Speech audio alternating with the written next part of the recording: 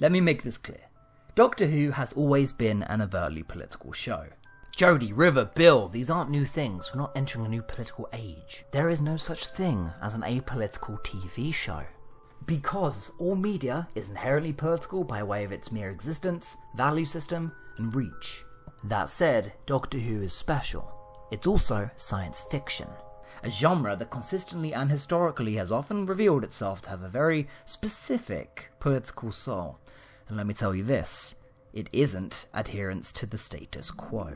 And this reaches back away. H.G. Wells' The Time Machine is a blatant deconstruction of the British class system in the face of Darwinism. Star Trek gave many people's first multicultural utopian depiction of the future. And let's not forget the very progenitor of the genre was a woman. Ugh, Mary Shelley was hardcore as hell. I mean, there is a plethora of notable female creators we have to thank for sci-fi. That's just a fact. And if you want to try and argue that the beginning of sci-fi Frankenstein was not politically charged, good luck with that. Today's a rocky one. My inbox has been filled with unrelated, repetitive, and unasked for vitriol. The rampant radicalization in this comment section, even on my channel, my tiny little channel, is visible. Apart from maybe the odd kid, there really was no negativity on any of my old Doctor Who videos. The dialogue was pure, there was no gatekeeping, extremism, or hate. But hey, I guess Doctor Who has just become a political fucking talking point now, which is terrible for my enjoyment of my favourite show, but great for an entire horde of fucking gammons. What can I say? It's gammon season. So let me broach this topic carefully and factually, because YouTube's algorithm is set on sending users to reactionary, conspiracist channels. I'm writing this before season 11 drops, and honestly, I'm in a very confused, mixed place myself. Whether they watch the show or not, so many people suddenly have politically charged opinions about Doctor Who. And trust me, they will come out of the woodwork, whether they know what they're talking about or not. Those guys, fuck them, but it's sad to see the fans forced into one of two ways. It hurts fandom, and internet forums aren't really the most stable fucking form of discussion, are they? Politics in media is just not a new phenomenon. It's at the core of every era of the show, it's the subtext of every sci-fi world that they visit. The show hasn't become radicalized, but the conversation around it has. Who cared in 2015, when a double-parter was released, tackling immigration and the, let's face it, the conflicts in Syria? UNIT tries to bomb a town and the Doctor says, "You'll just make extremists." As political commentary goes, this is so much more overt. But tell me, where was the public outcry then? So, if you are or have ever been a fan of the show, this one is for you. Maybe I can calm some fears. The radicalization has begun with Jodie. Interestingly, I've actually catalogued my changing reaction to this right here on YouTube. My opinion has gone from mild confusion to slight disdain for the inevitable political conflict it'd bring, then dislike, and then, I don't know, I dropped all of that. The second the announcement hit, I threw all that nerdy need for continuity aside and found myself with a giant smile on my face, surprised and excited that the show could still keep me on my toes. Like most, I will enjoy the 13th Doctor apolitically. But I do think the show has place for politics in its themes, because it always has. For the record, I find myself middling the Doctor Who political compass. The first and the third Doctors are absolute products of their time, and their condescension can date their characters on occasion. Meanwhile, on the other end, I can admit that Season 10 went for baseline brownie points instead of subtlety or character development. Bill Potts really paid the price for this, in my opinion. The weekly reminders of her overt sexuality really restrained the character. Which is a shame for an otherwise really likeable character. Wanting representation is one thing, wanting it done well is another, apparently. To me, it's always about subtlety. Season 10 definitely got more topical with its dialogue, referencing fake news and Trump. Which I don't take real issue with, but it definitely dates the program. But I think in the process it actually didn't respectfully or realistically present a homosexual character. As a bi man myself, I can understand that sexuality is part of your personality. You would bring it up because it's a core component of your environment. Right, now, where was I? Jane Austen. Amazing writer, brilliant comic observer, and strictly amongst ourselves, a phenomenal kisser. But at every single episode, in scenes such as this. But hey, well, you know how I'm usually all about women and kind of people my own age. Yeah? Glad you knew that. Come on, Bill, you're not a caricature. And it honestly just does more harm than good. So yeah, that's where I stand. Captain Jack, good. Fake News Central, bad. Whittaker, good. Self-congratulatory promotional campaign, bad. I'm uncertain about the new direction. But first and foremost, I just want to meet another new Doctor. And no Daily Mail reading, rosy cheeked cliche is going to try and ruin that for me. I've been all over the board with political opinions with who. In talking with other friends with different dispositions to me, it's become so clear that there is a key difference between someone with the opposite political opinion and a lazy, tired regurgitation of Daily Mail diatribes. That's what I'm going to call them. So know that, comments, you can always tell the difference and it's always boring. But it's not just New Who we're here to talk about. Classic Who is soaked in political commentary because, you know, it's sci-fi. Political reflective commentary is kind of par for the course. This comment section is probably going to be a minefield, but please, I make this video for you, so do us a favour and prove me wrong. Thank you. Now, unit stories. Let's not forget that even at the Doctor's most traditional, he is an anti-establishment figure. As you know, the miners are already on the point of armed rebellion. If we do go to Miss Alert, I don't think I can press that button. I grew up with Pertwee stories. The inherent politics of the time were lost in me back in, 2006? But boy, are they as blatant as ever. What was interesting about 3-0 though is that he was holed up and employed by the government. He is anti-establishment, but now working within the establishment.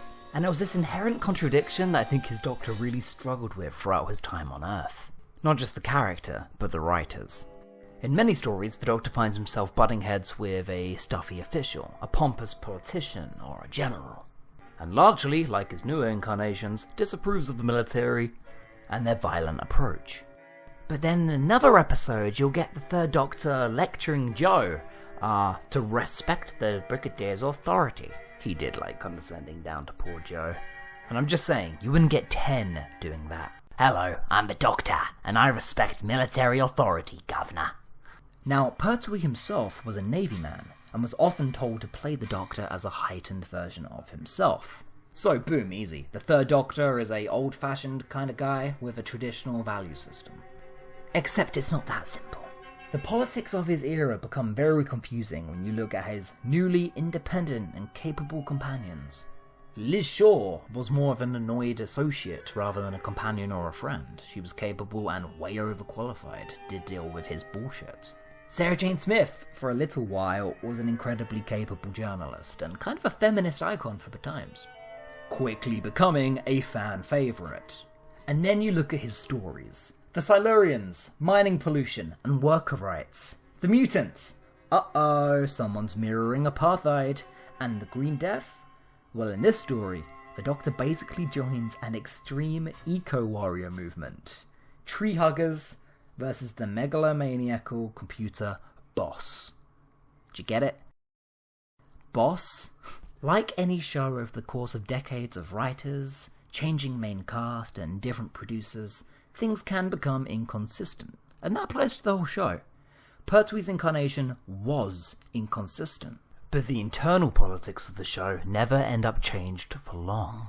It's not the oil and the filth and the poisonous chemicals that are the real cause of pollution, Brigadier. It's simply greed. Elsewhere, there's the revival of Rusty Davies' classic episode, Aliens in London. The one with the farting aliens. Stick with me, stick with me. Although the Slovene might be lacking in the subtlety department, something I did not pick up on as a child is the strange similarity to 9/11.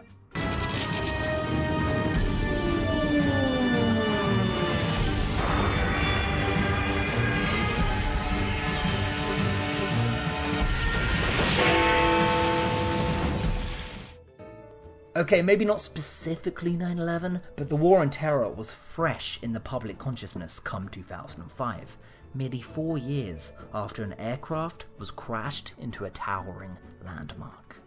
The Doctor says the Slovenes' plan was to generate fear and chaos. so that a trigger-happy government can press down on those nukes. It's a little bit more overt than I remember, but Davies' early era really did reflect a post-Blair England. Aliens in London? Causing World War III? Yeah, the snarky political commentary is hardly the thick of it. The 2005 TARDIS team with a domestic doctor and an earthly companion is itself a political statement. And the idea of politicians being secret monsters is pretty self-explanatory. Rob Holmes at the time called the story's political satire one note, and I do have to agree, but it is interesting to see the repercussions of Blair work its way into the early 2000s dialogue. Without the War on Terror, this episode would look very differently, and maybe not even exist at all. You can tell the President, and please use these exact words. He's not my boss, and he's certainly not turning this into a war. And then there's the Happiness Patrol. You want subtlety? You got subtlety. This one is popularly remembered as the subtext on Margaret Thatcher. A thinly veiled pink noir allegory for her time in government. Don't get me wrong, Doctor Who is great at the snide dystopian warnings. But I do have to ask, is this really one of them? Is this the big takedown of Margaret Thatcher that everybody defines it as? For a story apparently parodying Thatcherism, the plot actually seems to be elsewhere. I'd argue it's more Helen A. This character is coded as old Margaret Thatcher. In interviews, cast and crew have explicitly stated she was conceived as a transparent parody. And yeah, par for the course, Helen A is a leader with secret police, a sickly sweet facade, factories of drones, and a thinly veiled hatred of protesters. Remind you of anybody? As far as satire goes, it is fun how Who rebelliously snuck these elements in, even if it isn't to the extent everybody remembers. But then again, maybe I'm just too predisposed to political subtext these days to be impressed by it. I'm sure for British television this was cutting edge at the time. Anyway, the episode ends, the Doctor inspires a revolution, and the workers seize the means of production. Oops. And finally, let's talk about race, baby, as we travel through all history. Time travel is primarily seen as a fantasy available to white people. It's a funny observation made by many into a comedy, but the way past cultures are represented is subject to a much larger debate. When companions are introduced with different backgrounds and different skin colours, how does that impact historical stories? Well, there's kind of two takes. When Bill Potts is told that history is a whitewash, or when Martha faces real historical racism, we're being given two different accounts of idealised history. Disneyland, just last year, changed Pirates of the Caribbean. They reworked a scene that was originally women being sold into sex slavery, I believe, and replaced it with much more tasteful historical revisionism. Now, this was obviously accused of being political correctness gone mad, because everything is now. But it's not that. It's part of a larger conversation about historical revisionism and how we want to see our fictional versions of history realised. Honestly, I adore both. I think the uncomfortable realities of past adventures is really superbly handled with Martha Jones. And then also the historical acknowledgement that, yeah, some cultures didn't have the same idea of traditional as us. The Romans weren't fussy. I know the very suggestion of whitewashing is enough to make some people froth at the mouth. History is romanticized and rewritten all the goddamn time, and it's fun. It's fun and light for a time travel show to acknowledge that. People also take jokes way too seriously. That said, there probably are a handful of stories that do take it a little bit too far. Such as... oh god, never gets old. I mean, it was a pretty efficient way of learning whether he was human or not. That said, still pretty on the nose, and I don't just mean the punch. If you cringe at this moment, allow me to direct you to this bastard book. As a reminder, yes, this is the one where Ace is sexually assaulted. What does the Doctor do? Ace, we have to respect the time period we're in. He lectures her, and that just feels wrong to me. It doesn't suit the characters. That's dark even for 7. I'm sorry I keep bringing that damn book up, but it is relevant to how much we allow fiction to glamorize or remember the past. More to the point, who is your delicious blackamoor lady? What did you say? Oops, isn't that a word we use nowadays? An Ethiop girl, a Suave, a Queen of Africa. Can't believe I'm hearing this. Political correctness gone mad. Oh god, you guys want to talk political correctness? Check out Max Warp, a murder mystery parody, a spoof of Jeremy Clarkson basically, in a crossover between Midsummer Murders and Top Gear. Now there's a classic story with no subtlety.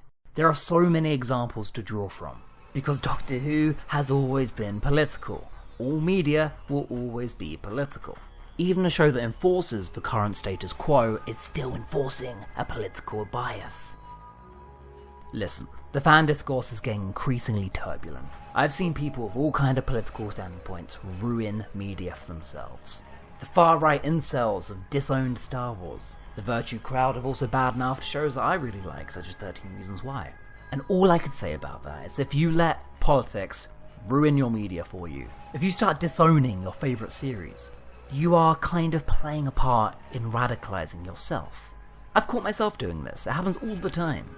And when one piece of media is SJW infested, or toxic and triggering, eventually you'll end up with no media left. Please don't get taken in by angry internet shouty voices, who insist there is an agenda at play. The BBC could not instigate an agenda even if they wanted to. You know how I know this? Because it's the industry. Doctor Who is an overseas flagship product. When people get upset over Hollywood diversity, they do forget it's a pre-decided institution that can only pander to specific values if it reflects the paying audience. BBC cannot instigate a political idea, they can only follow it and try to pander to it. If the new advertising campaign looks preachy or self-congratulatory, that is only and can never answer the demands of the public. Doctor Who is market tested. And even then, it is just a promotional campaign. All I ask is that if you've ever been a fan of the show, sit down, enjoy the sci-fi, and don't let politics ruin your media for you.